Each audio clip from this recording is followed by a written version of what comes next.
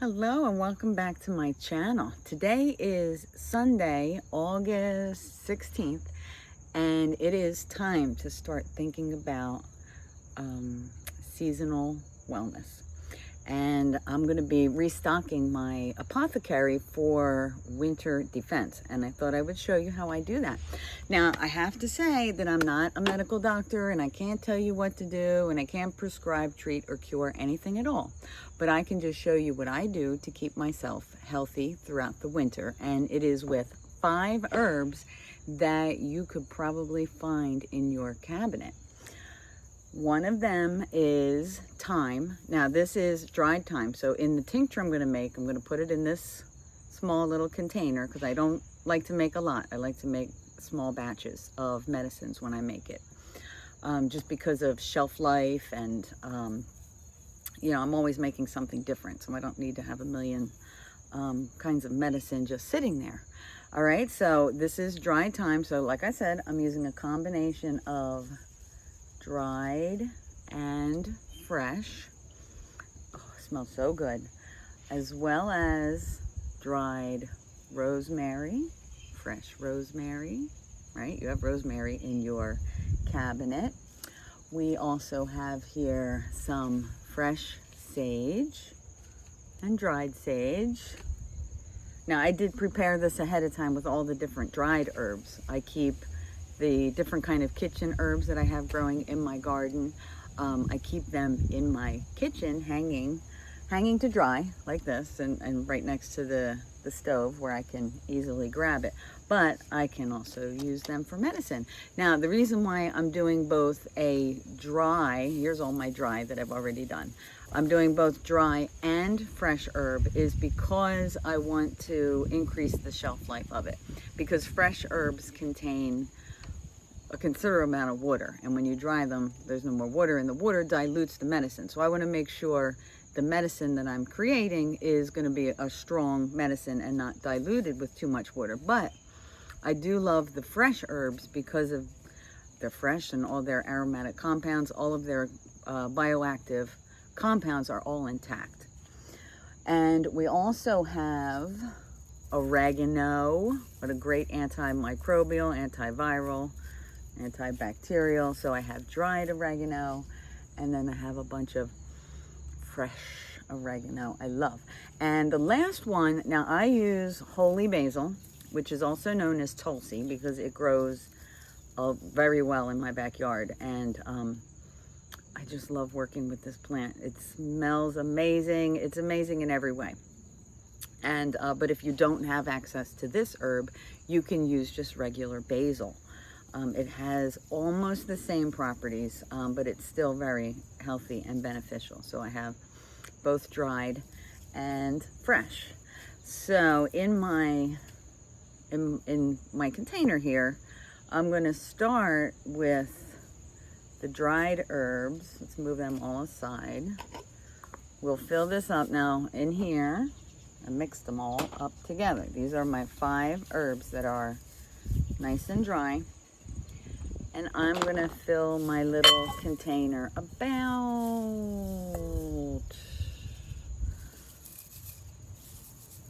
maybe about 1/3 of the way. And I have a little bit extra and I'm going to make a tea out of that.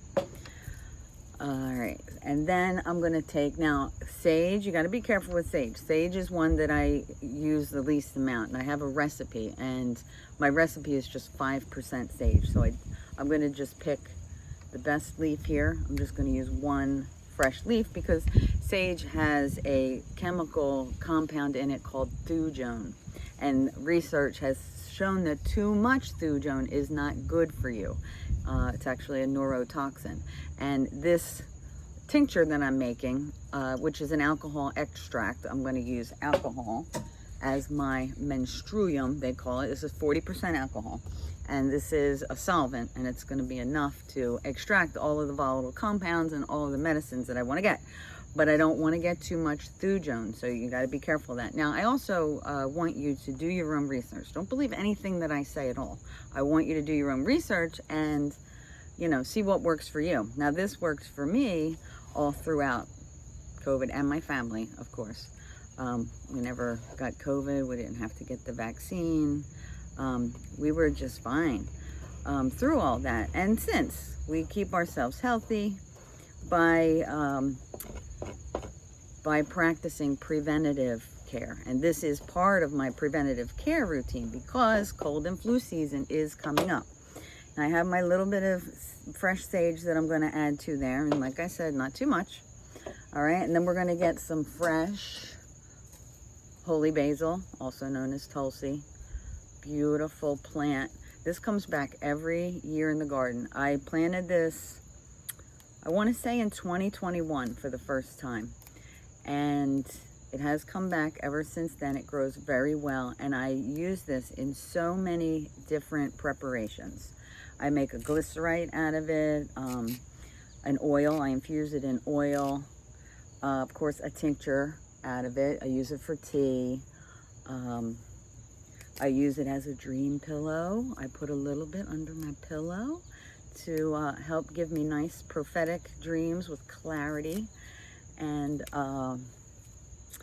what else? The history of this magnificent herb is just, you know, I've been diving into this, and they call this herb the queen of herbs, or the incomparable one. And it does come from Ayurveda, which is a Hindu or an Indian practice. Like it's their system of medicine, or it's, I believe it's food science, you know, how to use food as medicine and keep yourself healthy for preventative care. Now, the largest part of my extract is going to be both Tulsi and thyme because of their properties. So you can see I've cut up quite a bit here, and I'm going to add a lot of that. I'm going to push it in because I still have more to go. All right, so that's going to make up the largest part, and then I'm going to cut up some oregano, and oregano has such incredible properties to it as well. So let's talk about oregano.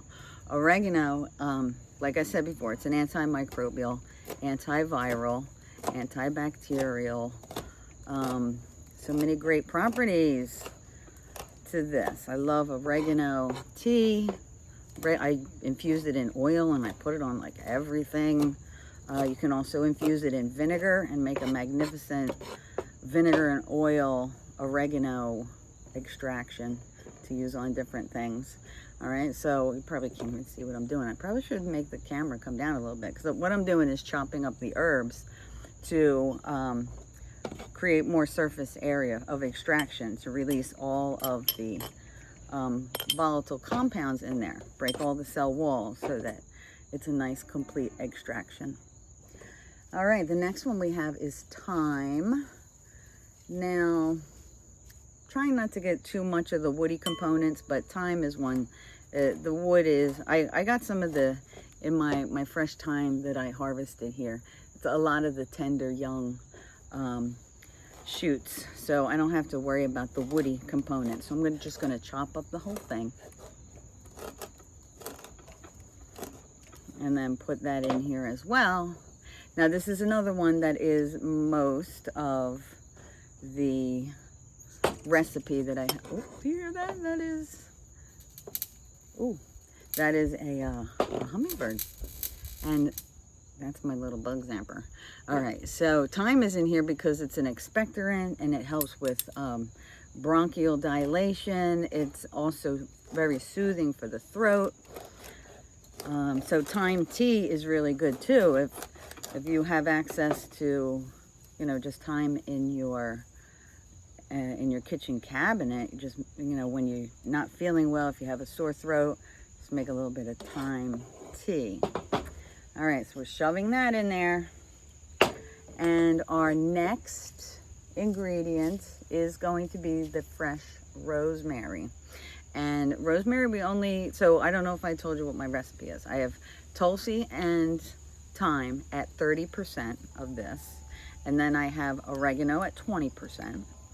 Rosemary is 15% and sage is 5%. And that keeps it balanced so that balanced and healthy. So I'm not getting too much of that sage, but sage is good for sore throats, and it also has antimicrobial activity. Now, all of these are in the Lamaceae family, which is the mint family, and they all pretty much have the same properties, but these are powerhouses for wellness. And now that I have this in here, and you don't want to fill it all the way to the top, and you want to leave some space. And now I'm going to take my alcohol, and this is 40% vodka that I'm using, and I'm going to cover the herbs.